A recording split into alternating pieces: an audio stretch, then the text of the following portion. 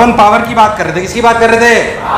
पागल हो जाते हैं आज। तो अगर उस तरीके के सर्किट में जो लास्ट सवाल कराया था, अगर किसी भी सर्किट में आपको करंट निकालना हो तो कोई खास बात नहीं है, अगर करंट निकालना आता है तो पावर निकालना कोई बड़ी बात नहीं है। पावर है आई स्क्वायर आर, क्या चीज? I square R. रेजिस्टर में पावर तीन तरीके से लिखी जा सकती है, V I I square R, V square by R, कोई बुराई नहीं है। बैटरी में पावर लिखी जाती है V I plus V I या minus V I. Plus V I का मतलब एनर्जी दे रहा है, माइनस वी आई का मतलब एनर्जी ले रहा है। कोई दिक्कत वाली बात नहीं है। मैं आपको बताया था पावर एनर्जी क्या होती है, हम जो नापते हैं यूनिट वो सब अपन बातें कर चुके हैं, हमारे घरों में जो सप्लाई आती है ऐसे वैसे ये सब अपन कर चुके हैं। और आगे अगर अपन बढ़ते हैं, बहुत ध्यान से देखें। मान लीजिए मैं आपसे बोलूं कि बल्ब वाले सवाल करते हैं, कौन से वाले? बल्ब वाले सवाल। देख कैसे बल्ब वाले सवाल, बल्ब वाले बेसिक से स्टार्ट करते हैं बल्ब वाले सवालों। मान लीजिए तू बाजार में गया, कहाँ गया? तो बाजार में गया और उन्होंने इंडियन सिस्टम के हिसाब से अपना बल्ब खरीदा। बल्ब पे लिखा हुआ था 100 वॉट 220 वोल्ट। इसका क्या मतलब समझा? क्या बल्ब पे ऐसा लिखा होता है? तो बल्ब खरीदा जाता है, उसमें लिखा होता है 200 100 वॉट 200 वॉट 50 वॉट 40। सुना है कोई? इसका मतलब 220 वोल्ट की अगर सप्लाई लगाई जाए तो कितनी एनर्जी छोड़ेगा या कितनी कंज्यूम करेगा? तुम सबकी वजह से कल क्या ये शहीद हो गया था? परसों शहीद हो गया, कब हुआ था? परसों। चिंता मत कर मेरे लाल, मैं तेरे को चॉकलेट खिलाता हूँ आज, रुक जा। 100 वाट 220 वोल्ट, 100 वाट 220 वोल्ट, बहुत बढ़िया साहब। तो 100 वाट 220। अगर मान लीजिए बल्ब, ये बल्ब जो आपने इंडिया से खरीदा, क्योंकि हमारे घरों में सप्लाई आती है 220 वोल्ट की, कितने? तो उसको यूएस ले लिया, कहाँ ले गया? यूएस। वहां पे कितनी सप्लाई होती है? तो बल्ब जलेगा नहीं जलेगा? जलेगा नहीं जलेगा? जलेगा नहीं जलेगा? सोच लो कितनी पावर छोड़ेगा?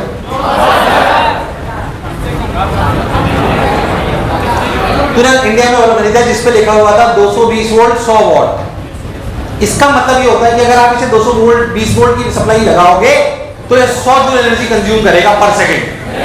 ऐसा समझो है मतलब है उसका। बोलो या सुन लो। मैं इसी बल्ब को यूएस ले गया, तो अब तू बिल्कुल कंजूस था, तेरा सिलेक्शन हो गया, फिर तेरे को यूएस जाना है पढ़ने, तू बल्ब साथ ले गया। अब वो बल्ब तूने वहां जलाया, अब वो बल्ब तूने वहां पे, वो बल्ब जला के नहीं जला? जला के नहीं जला? सोच लो, पक्की बात, गारंटी, चल गया। अब क्या हुआ? अब क्या हुआ? बोलो बोलो। क्या वास्तविकता में ये वाला बल्ब जला कि नहीं जला? इस वाले केस में क्या चीज कांस्टेंट है?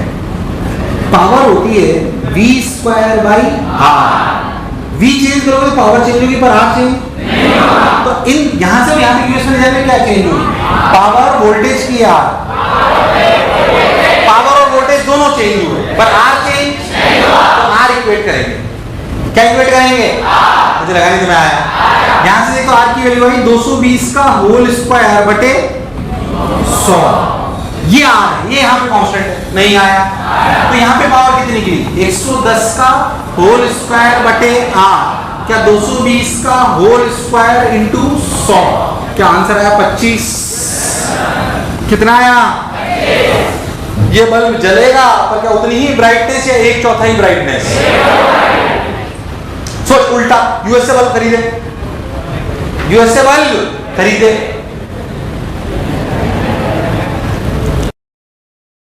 क्या मेरी बात क्लियर है? क्या अपन वापस ट्रैक करते? क्या यहाँ से बात क्लियर? 25 वोल्ट। अगर सोच उल्टा करता, 110 वोल्ट का यूएस का बल्ब यहाँ लाता, क्या 400 वाट एनर्जी छोड़ता? कैसी औकात से ज्यादा छोड़ता?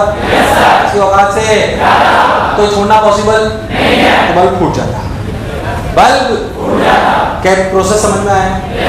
मान लो तू बाजार गया, अब तूने क्या करा? बाजार में तूने क्या करा कि बाजार में तूने बल्ब खरीदे, मान लीजिए 100 वॉट के, 100 वॉट का, और एक खरीदा तूने 50 वॉट का, और एक तूने खरीदा 20 वॉट का।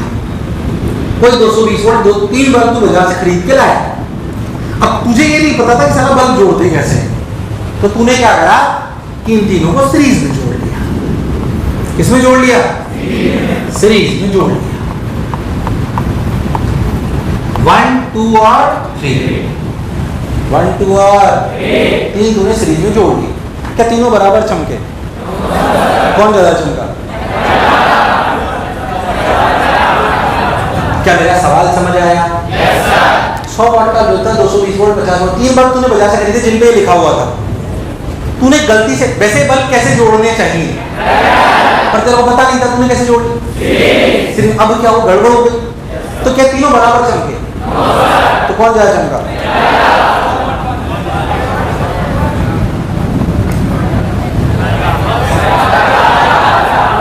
ज्यादा कौन चमका? पहला दूसरा तीसरा, पहला दूसरा तीसरा, पहला दूसरा तीसरा, पहला ज्यादा चमका।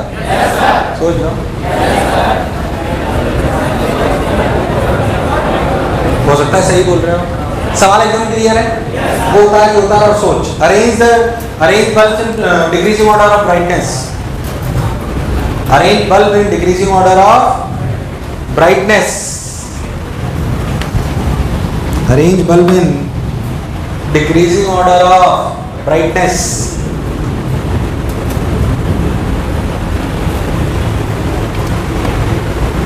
कौन सबसे ज्यादा चमका? बराबर नहीं चमके, कौन ज्यादा चमका? कितने लोग बोलते हैं पहला वाला ज्यादा चमका? कितने लोग बोलते हैं दूसरा वाला ज्यादा चमका? कितने लोग बोलते हैं तीसरा वाला सबसे ज्यादा चमका? कितने लोग बोलते हैं बराबर चमका? अच्छा, सिंपल। इसकी रेजिस्टेंस कितनी है? R1 220 का होल स्क्वायर बाई 100, इसकी 220 का होल स्क्वायर बाई 50, इसकी 220 का होल स्क्वायर बाई 20। बोलो क्लियर? कौन ज्यादा? R1 R2 R3? कौन ज्यादा? क्या R3 greater than R2 greater than R1? अच्छा, इन तीनों में अगर पावर कंपेयर करनी है तो b स्क्वायर बाई r से करूं i स्क्वायर i से? क्यों? क्या i सेम? क्या सेम है? क्या इसमें पावर होगी i स्क्वायर r? तो पावर किस में ज्यादा होगी? जिसका r ज्यादा की कम? पावर किस में ज्यादा होगी? जिसका r ज्यादा किसका है? R3। इसमें ये सबसे ज्यादा चमकेगा। ऐसे मत सोच सर ये क्या बात है, कभी b स्क्वायर बाई r लगा लेते हो, कभी i स्क्वायर r लगा लेते हो, क्योंकि लॉजिक अलग है ना।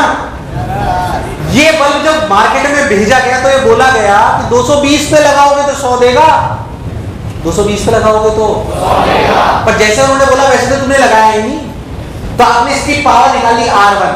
जब बल्ब को यहां से यहां लगाया तो क्या चीज सेम रही? पावर वोल्टेज की रेजिस्टेंस, पावर वोल्टेज की रेजिस्टेंस। तो ये R1 R2 R3, R1 कौन सबसे ज्यादा? R3। कौन सबसे ज्यादा?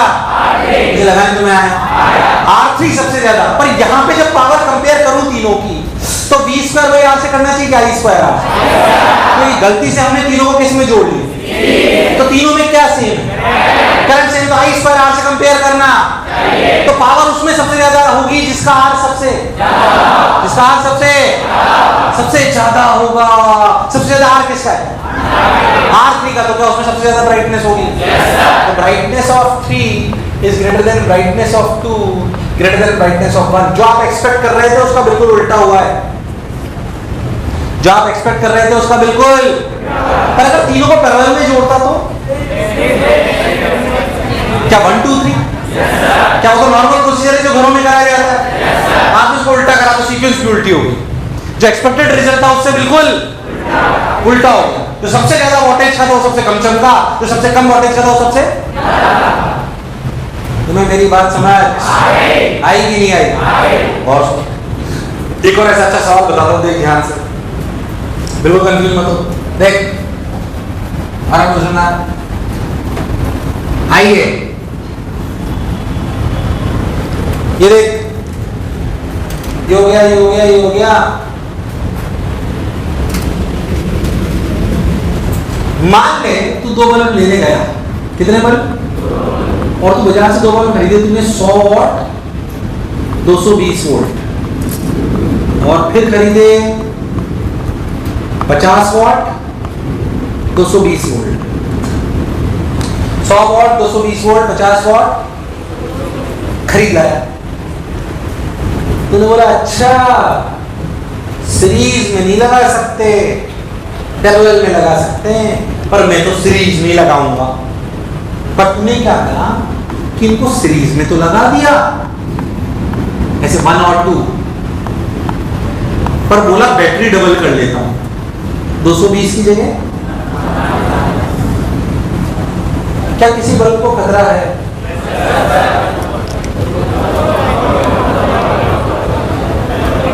अच्छा खतरा कब हो? जबकि उसके अक्रॉस सप्लाई 220 से ज्यादा हो जाए। क्या इन दोनों को खतरा है या एक को खतरा है?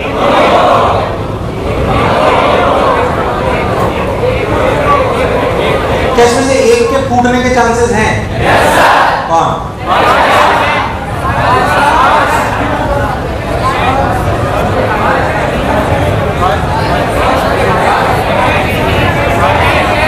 तो सवाल समझ आया कि नहीं आया? आया ना? किसके फूटने के चांसेस? 1 2 1 2 1 2 या दोनों के बराबर? खतरा किसको? जिसके अक्रॉस वोल्टेज 400 220 से। चलो ऐसा मान लीजिए यहाँ पे पोटेंशियल है V1 और यहाँ पे पोटेंशियल है V2। अच्छा बताओ कौन ज्यादा, R1 की R2? कौन ज्यादा? क्या R2 ग्रेटर देन R1? क्या V1 होगा IR1? क्या V2 होगा IR2? तो कौन ज्यादा, V1 की V2? V1 की V2। क्या V2 ग्रेटर देन V1? और क्या V1 plus V2 is to 440 volt? अगर दोनों बराबर होते तो क्या 220 होता? पर V2 V1 से, तो V2 220 से ज्यादा है कि कम? ज्यादा की कम? क्या ये दोनों बातें बता रही है कि V2 220 से और V1 220 से किसको खतरा है? किसको खतरा है? तू फूट जाएगा।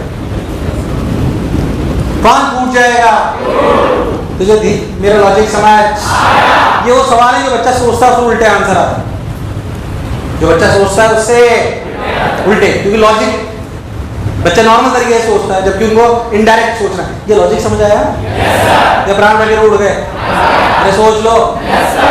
दोनों अच्छे सवाल है कंसेप्चुअल, दोनों अच्छे सवाल है कंसेप्चुअल।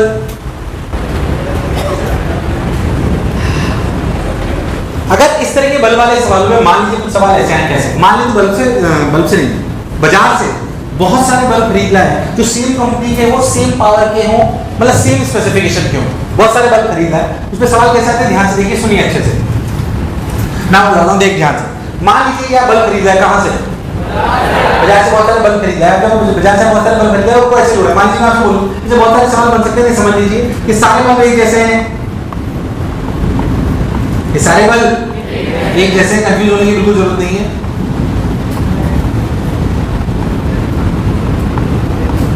ऐसे मान लीजिए बैटरी ऐसी जोड़ दी जाए, नंबर डाल दी जाए 1 2 3 4 5 6। आपको पूछा जाए arrange them in decreasing order of brightness.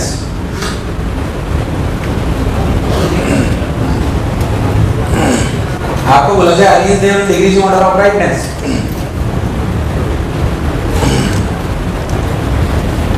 हाँ भाई, मुझे सबका आर सेम है अलग? अब बल्ब भूल जाओ, सारे बल्ब सेम है तो आर सेम है। अब तो एक बार समझ लो, क्या पावर डिग्री रहती है आई स्क्वायर? जिसमें आई सबसे ज्यादा है, क्या उसमें पावर सबसे ज्यादा? क्या मुझे करंट डिस्ट्रीब्यूट करना आता है? बस खत्म। मानिए यहाँ से आई निकला, सो आई के दो हिस्से मिले, R R two R, R R R by two, R by two plus R. क्या ये हो गया 1.51 3r/2 और ये है 2r। मान लो यहाँ के i1 यहाँ के i2, क्या अपन i1 is to i2 कर सकते हैं? i1 is to i2 is 1/2r is to 2/3r। क्या मैं सही कर रहा हूँ? मल्टीप्लाई करने से करूँ कि अच्छा रेशो आ जाए 6। तो ये कितना हो गया 6r/2 3:4 3:4 कोई बुराई नहीं है। i1 की वैल्यू कितनी है? 3i/7 और i2 की तो सब क्या था देख, इधर कितना कर गया 3i/7, इधर कितना गया पर 4i/7 में से इधर बराबर बराबर गया। तो यहाँ आया 4i/7 क्या इधर गया 2i/7? क्या इधर भी गया 2i/7? तो ये दूर दूर मेरी बात समझ। अबे पावर का थोड़ी सवाल है, पुराना सवाल है डिस्ट्रीब्यूशन वाला। पुराना सवाल है। अब सबसे ज्यादा करंट किसमें? क्या 1 सबसे ज्यादा बचा देगा? उसके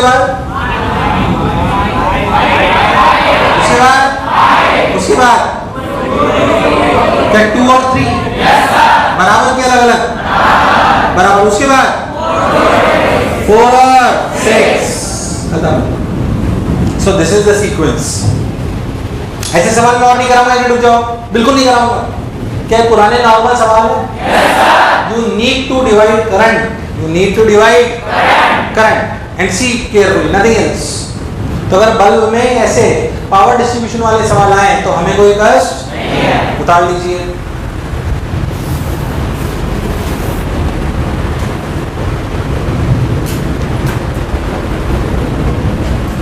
कुछ सवाल करंट से ना हीट के साथ आते हैं। किसके साथ? हीट एंड थर्मल ने सुना है? तो तुम जितना रिस्पॉन्स दोगे मैं उस हिसाब से उसका लेवल कर दूंगा कि उसमें बहुत लेवल तक जाया जा सकता है। तो लिखो हीट प्लस करंट इलेक्ट्रिसिटी। कैसे सवाल? Let me tell. Heat plus current electricity. देख, हीट प्लस करंट इलेक्ट्रिसिटी कैसे? सिंपल सबसे पहले सिंपल सवाल चालू करूं तो वैसे क्लियरिटी है। मान लीजिए आपकी बाल्टी है, बाल्टी समझते हो? ठंडक आने वाली है, मतलब सर्दी आ गई, मान लीजिए पानी भरा। मान लीजिए मैं आपसे एक सवाल पूछूं, ध्यान सुनना। मान लीजिए पानी है 10 किलो। कितना है? बाल्टी में पानी 10 किलो भरा हुआ है। याद कर पानी की स्पेसिफिक हीट क्या होती है? 1 कैलोरी पर ग्राम पर सेंटीग्रेड पर डिग्री सेंटीग्रेड। नहीं आया? सुना है? इसको अगर अपन उसमें लिखेंगे केजी में, तो क्या लिखेंगे? 1000 कैलोरी पर केजी पर डिग्री सेंटीग्रेड। और अगर उसमें लिखें तो जूल में। क्या 1 कैलोरी इक्वल्स टू 4.18, 4.2 ले लो, कोई बुराई नहीं है। तो क्या 4200 जूल स्पेसिफिक हीट। अब आदो को बताएंगे स्पेसिफिक हीट क्या होती है। इसे जो पढ़ाने वाला उससे हीट आना बहुत है ना। तो जितना तो बोलोगे मैं उतना करा दूंगा, पर ये क्योंकि हीट आती कहां से? करंट से। उसका यूज हम हीट में लेते हैं, दोनों चैप्टर को मिक्स करा जा सकता है, ये अपना क्लैरिटी होनी चाहिए। तो 4200 जूल पर केजी पर डिग्री सेंटीग्रेड। मान लीजिए मैं इसमें इमर्शन रॉड डाल दूं। इमर्शन रॉड समझते हो? पानी गर्म करने वाली मशीन। बोलो क्लियर? मान लीजिए मैं आपको बोलूं कि ये 1000 वॉट की है। कितनी की है? 1000 वॉट। मैं आपसे सवाल बोलूं कि अभी इनिशियल टेम्परेचर 5 डिग्री सेंटीग्रेड है। कितना है? 5 डिग्री। और आपको बोला जाए कि इसका 80% ही पानी गर्म करने में जाता है, 80% एफिशिएंसी। बाकी कहाँ चला जाता है? लॉस हीट में नहीं, हीट तो ये है ही लॉस बाहर सराउंडिंग को, इसको पानी गर्म करने में कितना जाता है? 80% utilized in increasing temperature of water. मुझे लगा नहीं तुम्हें आया। In increasing temperature of water. Simple. क्या अपन सवाल कर सकते हैं? क्या अपन सवाल कर सकते हैं? अब क्या करेंगे सोचो। क्या वास्तविकता में पानी गर्म कितना करा? 1000 की 800। मैं आपसे बोलूं कि 5 डिग्री सेंटीग्रेड था इनिशियल टेम्परेचर। फाइनल टेम्परेचर आपको ले जाना है, सपोज करो गर्म पानी 45 डिग्री। 45 ज्यादा गर्म थोड़ी होगा, 60 100 मर जाएगा, 100 डाल दिया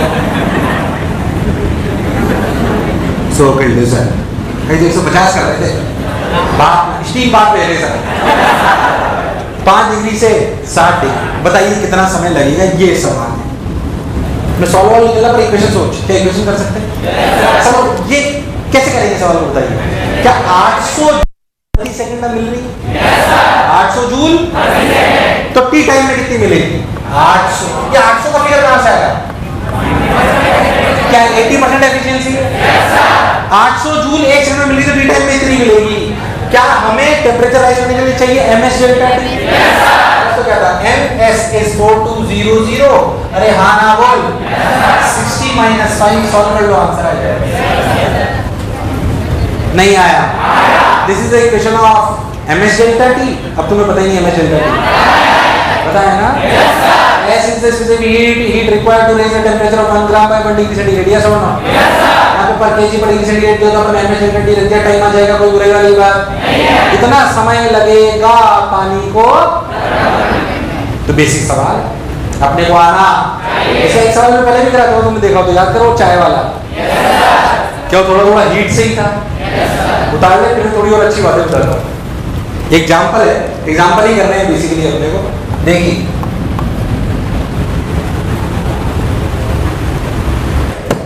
उतार लेंगे तुम लोगों ने, बुरे वाली बात गुड। अब देखो और सोचते हैं, एक तो इस तरीके से मान लीजिए टफ सवाल थोड़े से सोचने हो तो कैसे मैं आपको बताता हूँ।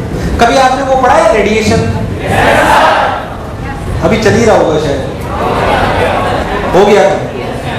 रेडिएशन में यहाँ पर इक्वेशन आती है सिग्मा E A T की पावर 4। थोड़ी अच्छी चीजें पढ़ाता हूँ, मेरी इच्छा है कैसे। ये T होता है बॉडी टेम्परेचर, T नॉट होता है, सिग्मा होता है स्टीफेंस कांस्टेंट, E होती है एमिसिविटी, A होता है exposed area, that is exposed area of the body. तो अगर कोई भी बॉडी है जिसकी एमिसिविटी है और उसका एक्सपोज्ड एरिया A है, क्रॉस सेक्शन एरिया नहीं होता है, एक्सपोज्ड एरिया होता है।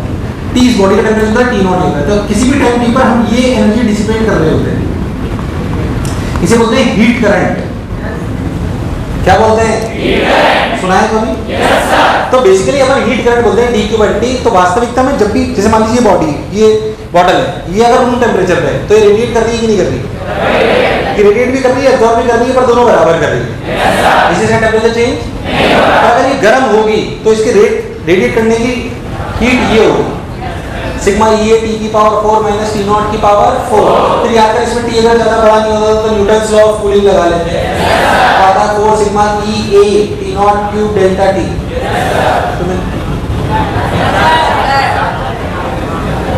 नहीं बताओ तो बता।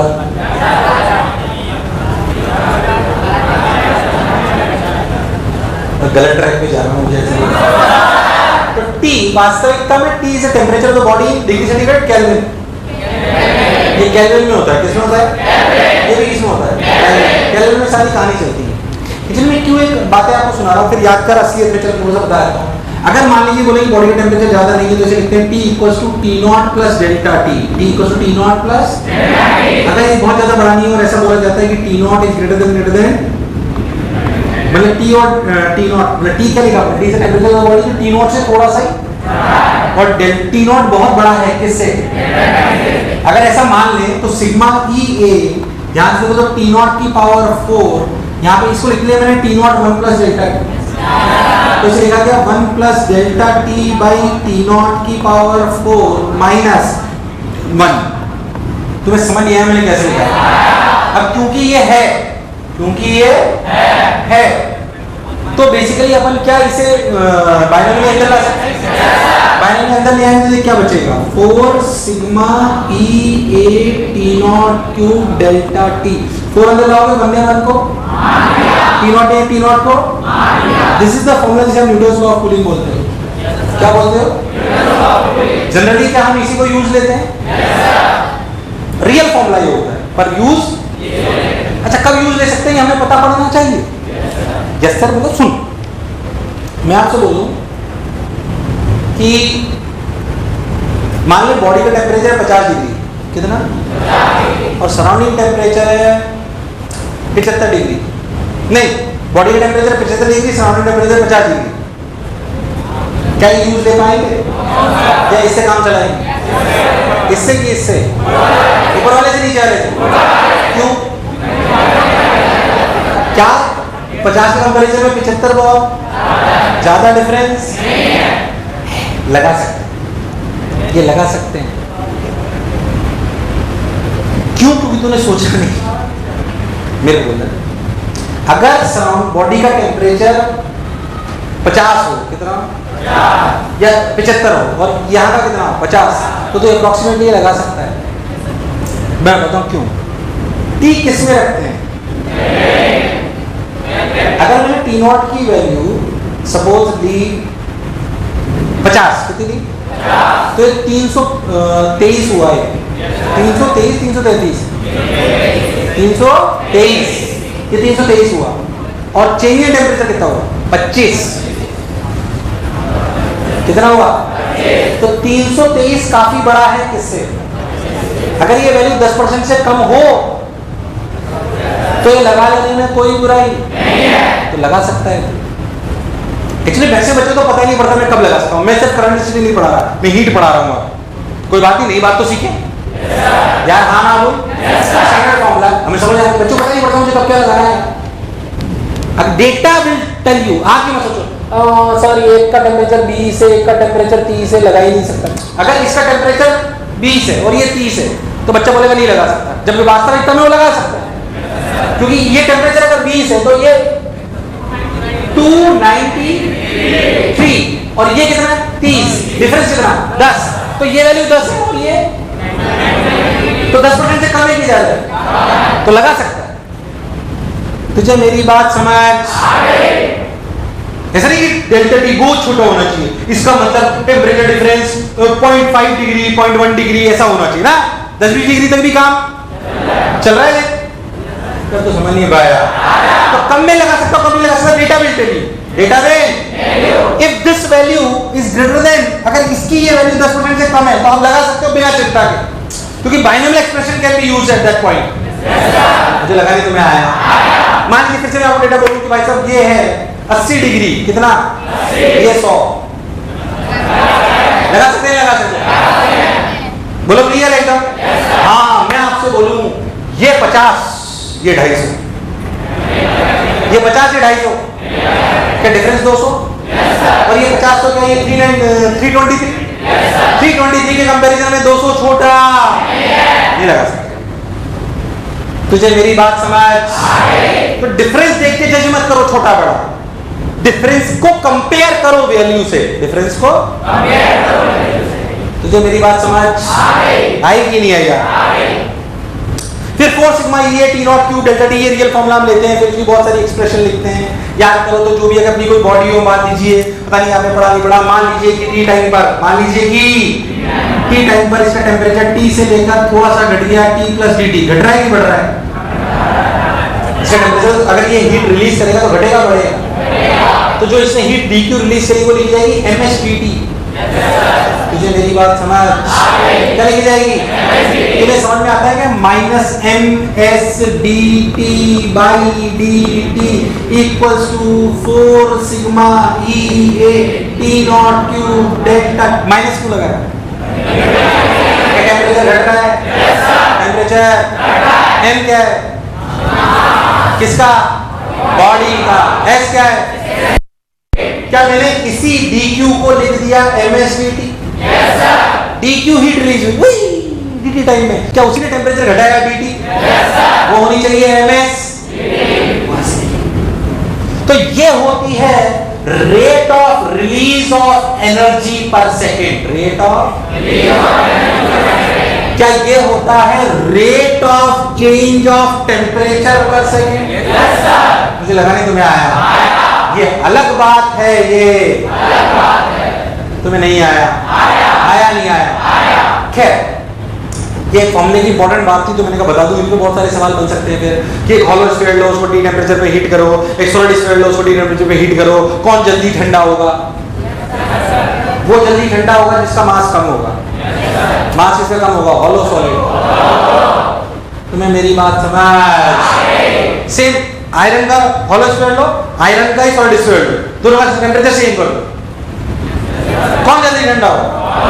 क्योंकि उसका मास तो उसकी rate of change of temperature क्या बढ़ जाएगी? नहीं आया, नहीं आया, नहीं आया। ऐसे बहुत सारे सवाल यहाँ से बनाए जा सकते हैं, बहुत सारी बातें इनमें करी जाती हैं। खैर मैं उस बात को छोड़ता हूँ, मैंने क्यों ऐसा करा? क्योंकि हम करंट स्टडी में ऐसी चीजों को बहुत अच्छे से ध्यान में ला सकते हैं। कैसे सुने? कुछ समझ आया? मैं डिटेल में नहीं जा रहा हूँ। अगर थोड़ा लगा मुझे कम समझ आया और मुझे रिवीजन की जरूरत है तो आज ही घर पे जाके अपने को पढ़ लेना। घर जाके पढ़ेंगे सब लोग आज रेडिएशन। क्या चीज? रेडिएशन। और गलत नहीं होना चाहिए, और जो मैंने बोला और सोचना कि मेरे को सब कुछ समझ आया है या नहीं आया, पर मैंने बात कंसेप्ट वाली सारी बोल दी। कंसेप्ट वाली बात बोल, मैं सवाल नहीं कराया और फॉर्मेट नहीं कराया वाला बात, कॉन्सेप्ट बोल दिया। पर मैंने क्या पिक्चर एकदम क्लियर? वास्तविकता में करंट डेंसिटी के साथ साथ अच्छे सवाल होते हैं हीटर वाले। कौन से वाले? हीटर। हीटर नहीं तो तुम्हें आज तक अलग टाइप के बहुत सारे हीटर आते हैं। नॉर्मल हीटर देखें जो लाल हो जाते हैं, है ना, आज तक उन्हें कम यूज करने के लिए बोलते हैं क्योंकि ऑक्सीजन खा लेते हैं तो कमरे में ऑक्सीजन की कमी कर देते हैं। आजकल तो जो ऑयल वाले हीटर्स होते हैं जनरली बाहर सभी देशों में ऑयल सर्कुलेट होता रहता है गर्म, उससे कमरा गर्म रखते हैं। खैर वो छोड़ो, अपन हीटर जो नॉर्मल आपने कभी देखे होंगे अपने गांव में, घर में, जहाँ पे भी, तो वहाँ पे एक हीटर होता है जिसमें कॉइल लगी होती है। क्या लगी होती है? वो गर्म हो जाती है और वो गर्म गर्म हवा मतलब हीट छोड़ती है, उससे कमरा गर्म। बेसिकली ये करा जाता है। ऐसा मतलब कि आपका कोई भी मटेरियल है ऐसे सिलेंडर टाइप और इसको हमने बैटरी से जोड़ लिया।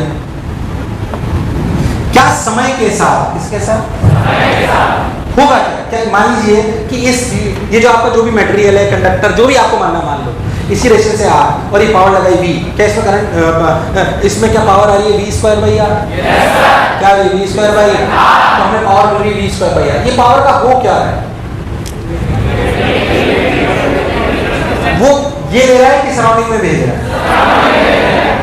प्रोसेस को समझ मेरे को बोलिए। असलियत में ये सराउंडिंग में हीट छोड़ता है इस प्रोसेस की वजह से। इसको पावर मिलती है करंट से। इन वाले सवालों में इलेक्ट्रिसिटी कम है, हीट ज्यादा है। Please stand understand. जो बैटरी उससे हमें पावर मिली वी स्क्वायर बाई आर। कितनी मिली? उस हीट का हमने क्या करा? मेरे को बोलिए। उस हीट का हमने मतलब इसमें पहले खुद का टेम्परेचर बढ़ाया। पहले अरे खुद का टेम्परेचर बढ़ाएगा तभी तो हीट रिलीज करेगा। जब तक ये चालू नहीं था, जब तक ये चालू नहीं था, क्या इसका और सराउंडिंग का टेम्परेचर सेम था? इक्विलिब्रियम था। अब चालू कर दिया तो हीटर एकदम से गर्म हवा फेंकने लगता है, टाइम लगता है। क्या पहले वो लाल होता है? मैं उस दौरान की बात कर रहा हूँ। मैं उस दौरान की बात कि वास्तविकता में क्या हो रहा है। थोड़ी अच्छी बातें कर रहे हैं और सिर्फ करंट के नहीं, नॉर्मल ज्ञान बढ़ा रहा हूँ आपका। ठीक। अब क्या हुआ कि शुरुआत में T = 0 पे temperature of the body is equal to T naught. Temperature of body is तो बॉडी क्या करेगी? क्या पहले जो टेम्परेचर बढ़ाएगी? जैसे टेम्परेचर बढ़ेगा कि रेडिएट भी करने लगेगी? अरे नहीं आया।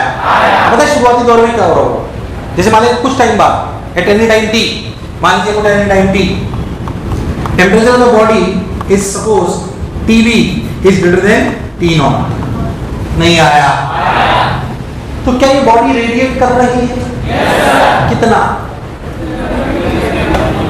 सिग्मा E⁴ तुम्हें नहीं आया। क्या मैं T जनरल टेम्परेचर मान लूं? तो सोच ये इतना रेडिएट कर रहे हैं, किसी भी टाइम पे जो रेडिएशन हो रहा है वो हो रहा है सिग्मा T⁴ माइनस T⁴ अगर मैं ये मान रहा हूं कि न्यूटन लॉ नहीं लग रहा, पर अगर टेम्परेचर डिफरेंस का मतलब मान लें क्योंकि मेरा इनिशियल टेम्परेचर T0 ही था, मेरा टेम्परेचर धीरे धीरे बढ़ रहा है तो न्यूटन लॉ मान लेने में कोई बुराई नहीं आया। तो जनरली मान लिया जाता है तो इसे लिख सकते हैं 4 सिग्मा T⁴ डेल्टा T। क्या this is the energy which is it is releasing? ये आप कहां से लिए? सोच कहां से आ रही है? मान लो बैटरी से आई 1 सेकंड, मान लो 20/R के लिए आई 50 जूल। कितनी? तो 50 जूल ने पूरी की पूरी क्या हवा में चली गई। तो फिर क्या हुआ? जब तक T को 0 बताया था, किसी भी टाइम T पे मान लो टेम्परेचर है T, पावर आई V²/R। कितनी है? तो dt टाइम में, किसमें? dt टाइम में मेरे को बैटरी से कितनी एनर्जी मिली? थोड़ी अच्छी बातें बता रहा। dt टाइम मान लीजिए T पे बात कर रहे हैं तो T टाइम में, dt टाइम में हम बात कर रहे हैं T से लेकर T प्लस dt, T से लेकर तो टेम्परेचर ऑफ द बॉडी का क्या हुआ कि temperature of the body T था और क्या T प्लस dt टाइम में बढ़कर T प्लस dt हो गया। तो मैं समझ नहीं आया क्या बॉडी का टेम्परेचर धीरे धीरे बढ़ रहा। तो जो पावर बैटरी से मुझे मिली V²/R dt, ये क्या चीज है? जो एनर्जी कहां से मिली? ये दो चीजों में गई। क्या इतनी हीट हवा में गई और क्या कुछ बची हुई हीट ने इसका टेम्परेचर बढ़ा दिया। कितना? dt। समझने जो मैं क्वेश्चन लिख रहा हूं, ms dt plus 4 sigma EA T0 Q delta T। अक्ल वालों को समझ आएगा? बिना अक्ल वालों को बात समझ? सो ये क्या थी? क्या ये वो एनर्जी dt टाइम में मिली? ये पूरी की पूरी बॉडी ने कंज्यूम कर ली या कुछ कंज्यूम करी कुछ उड़ा दी? जो कंज्यूम करी और जो उड़ाई के बराबर, दोनों मिलकर इसके बराबर होनी। ये वो एनर्जी है जिससे इसका टेम्परेचर T से नहीं आया, और ये वो एनर्जी है जो उसने, तो अगर बहुत ध्यान से देखे ना तो इस डेल्टा T को क्या लिखेंगे? dt नहीं, ये T माइनस T नॉट है, कंफ्यूज मत हो। dt अलग चीज है, delta T dt is the change in temperature of the body. Delta T is the temperature difference between body and the surrounding। Feel करो तो अच्छा लगे? अरे नहीं आया? आया कि नहीं आया? ये डेल्टा T और dt एक बात है अलग अलग। dt is the change in temperature of the body। Delta T is the, यहाँ पे डेल्टा T किसका डेल्टा T होता है? बॉडी और, नहीं आया? तुझे मेरी बात दूर दूर तक समझ आई कि नहीं आई? तो अगर अपन ध्यान से देखें तो अपन लिखा v square by R. dt क्यों लिखा मैंने? देखना यूनिट वाइज सब कुछ सही कराएगा। क्या ये power into time is energy? क्या ms dt इज अपने आप में एनर्जी? क्या इसको भी dt से मल्टीप्लाई करूं? ये पावर है, ये पावर है। अरे क्या है? dt कैसे dt से मल्टीप्लाई करना पड़ेगा? तो क्या dt टाइम में इतनी एनर्जी हवा में चली गई? क्या इतनी बॉडी खा गई? अरे नहीं आया? आया नहीं आया? ये खतरनाक क्वेश्चन आती, कैसे मैं बताता हूँ, सॉल्व नहीं करते, छोड़ इसको जल लाओ तो dt कॉमन आ जाएगा, पर ये पूरा फंक्शन टाइम का होगा, सिर्फ टाइम का नहीं, टेम्परेचर, और टेम्परेचर वेरिएबल है, उसको नीचे ले जाएंगे तो LL का फंक्शन आएगा, तो रिलेशन एक्सपोनेंशियल में आएगा, तो इससे निकल के आएगा temperature as a function of time t। Temperature, ये बड़ा सा वो आता है एक्सप्रेशन, चाहो तो तुम निकाल दूंगा, मुझे कोई तकलीफ नहीं। पहले तो यहाँ तक बात चलती है क्या? तो वो तो मैथमेटिक्स है, वो अलग बात है। वो बेसिकली ये सवाल आया हुआ है 10 नंबर सब्जेक्टिव ओलंपियाड हैं, ये 12th इसलिए मैं बता रहा हूँ, जनरली बोलता नहीं, ऐसे भावुक हो गया। फिर जो मैं बोला चमका ठीक है थोड़ी थोड़ी। अब इसमें हीट ज्यादा है कि करंट? हीट, तो हीट का ज्ञान होना ये होता है। फिर और इसमें चलो प्रूव कराता हूँ तुम्हें आगे तक, फिर और फील कराता हूँ।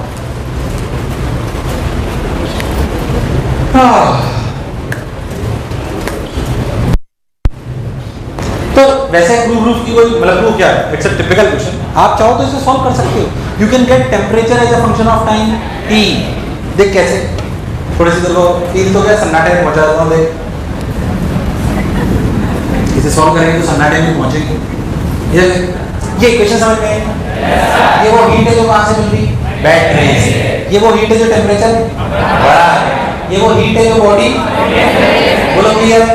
अगर आप बहुत ध्यान दें तो एक काम करते हैं, इसको थोड़ा बहुत छोटा कर लेते हैं, इस वाली पूरी चीज को k मान लेते हैं। क्या मान लेते हैं? k, थोड़ा आसान हो जाएगा। तो b square by R minus k t minus T not D T equals to ms dt। बोल यस और नो? अब क्या करो, इसको लिख लो b square minus K R T, नीचे ले जाते हैं ना उसको, तो dt by R ms equals to dt by v square minus K R T minus T not. समझ आ रहा है क्या हुआ? समझ आ रहा है ना? अब दोनों तरफ लिमिट लगा दें। समय शून्य पर क्या टेम्परेचर था बॉडी? T not. क्या था? मैं गलत तो नहीं कर रहा हूँ? समय शून्य पे बॉडी का क्या टेम्परेचर था? किसी भी टाइम t पर कितना है? t कितना है? t। तो हाँ सब सही चल रहा है, तो लिखेंगे T by R M S, T by is equal to, इसका इंटीग्रेशन आएगा -1/kr। सही करो ना यार, इसका इंटीग्रेशन क्या आएगा, माइनस क्या, ln of b square minus kr t minus t naught limit t naught to t। अरे कैलकुलेशन देखो, मेरे को आज से थोड़ी याद है। अरे सही कराया क्या, सोच लो। r ने r को, हाँ सही लग रहा है सब कुछ, कोई बुराई नहीं लग रही। और इसमें लिमिट लगाओ 0 टू t, तो एक बार t रखोगे तो t माइनस t नॉट ही रहेगा, एक बार t नॉट रखोगे तो क्या हो जाएगा 0, तो क्या बच जाएगा b स्क्वायर, क्या बच जाएगा, तो ये बचेगा ln ऑफ, माइनस इधर ले आओगे तो आ जाएगा ln of b square minus kr t minus t naught by b square equals to minus kt by ms, और ln को इधर ले जाओ तो e की power minus kt by ms। तुम्हें समझ नहीं आया यार, k is a Boltzmann constant,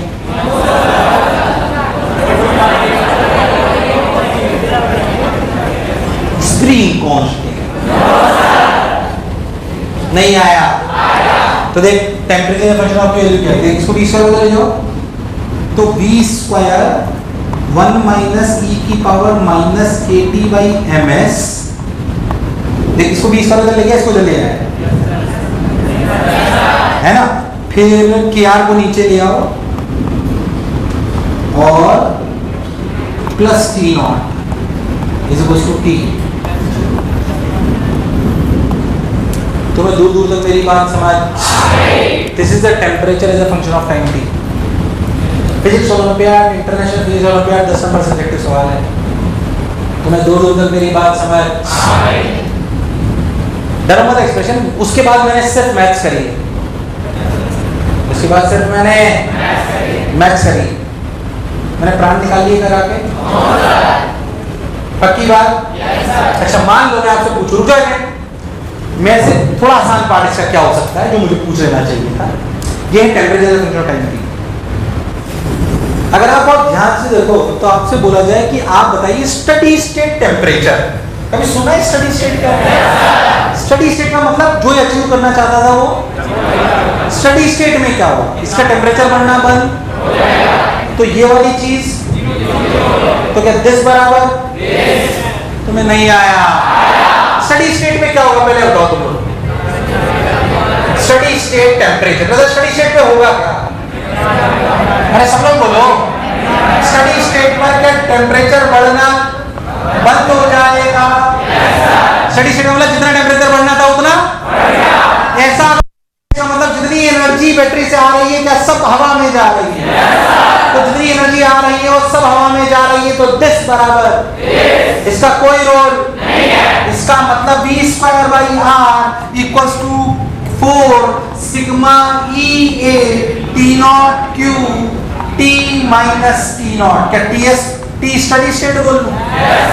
यार मुझे लगा नहीं तुम्हें आया नहीं आया, अरे सोच लो स्टडी स्टेट, ये जनरली पूछा जा सकता है, ये सेमी टफ सवाल है, स्टडी स्टेट पूछ ले मुझे कोई कष्ट नहीं, और मैंने अपना प्राण निकाल ले।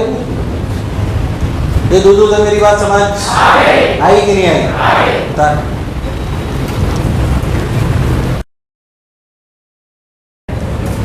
मैं इसमें ये रेडियस दे दूं r, क्या दे दूं r, और रेजिस्टिविटी दे दूं रो, रेजिस्टेंस दे दूं रो, तो r की जगह क्या लिखेंगे, रो b square by rho l by a, कौन सा बाई r स्क्वायर, यार नहीं आया, क्या रो l बाई a लिख दो, क्या a ने a को मार दिया, a ने a को मार दिया, ये एरिया अलग है, ये एरिया क्या यहाँ पे क्रॉस सेक्शनल एरिया लिखेंगे, क्या ये एक्सपोज्ड एरिया है, तुम्हें अंदर समझ नहीं आया? ये एरिया अलग है, ये एरिया तो ऐसे लिख लेना बी स्क्वायर रो बाई ए और फिर इसके आगे लिखो बेटा ये अलग है, ये अलग है। लिखो सोचो, अरे सही बोल रहा हूं ना यार। इसे ए डैश लिख लो और इसे 4 सिग्मा ये T not Q T S minus T not लिखो और लिखो ये अलग हैं, ये अलग हैं। ए काट के ए डैश में तो बचा लेना और ब्रैकेट में लिख लो सच और ब्रैकेट में लिखो सच।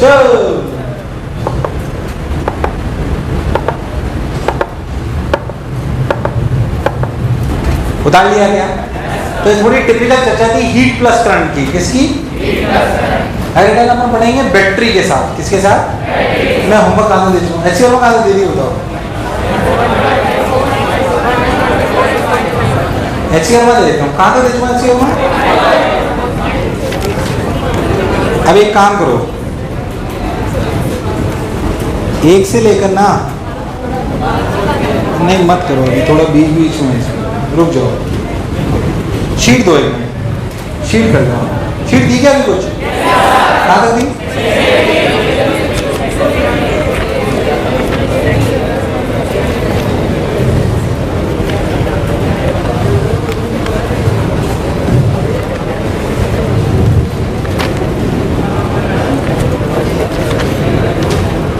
सेक्शन ए भी दे दिया ना, सेक्शन सी कर लो। Section A B C exercise 1 2 3 कर सकते हो। Section A B C exercise 1 2 3 कर सकते हो। चलिए